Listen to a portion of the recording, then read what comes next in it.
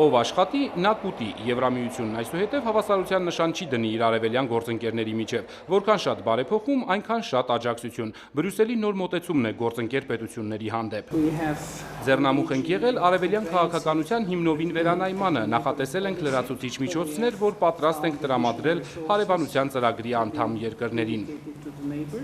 Իր հարևան Հայաստանին Եվրոպան քաղցր աչքով է նայում։ Պաշտոնական Երևանի եվրամերձեցման քաղաքականությունը լավ է առաջ գնում, վստահեցնում են Եվրամիության ներկայացուցիչները։ Ավելին, Հայաստանը ցանկանում է արագացնել եվրաբարեփոխումները։ Այդ հարցով պաշտոնապես դիմում է Բրյուսելին։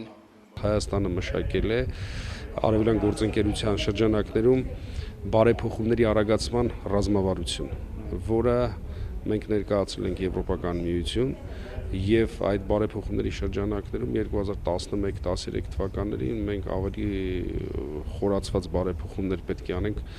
մոտարապես շուրջ 70 ուղղություններով։ 70 ուղղություն եւ 3 մեծ նպատակ։ Հայաստանը բարեփոխում է իր արդարադատությունը, մարդու իրավունքների պաշտպանությունը, տնտեսությունը, որպեսզի դառնա Եվրամիության ասոցիացված անդամ, ազատ առևտուր սկսի Եվրոպայի հետ եւ հայաստանցիները կարողանան ազատ ելումուտ անել Շենգենյան գոտու երկրներ։ Իսկ ի վերջո, երբ Հայաստանի քաղաքացիների համար ավելի հեշտ կլինի Եվրամիության երկրներ մուտքի արտոնագիր ստանալը։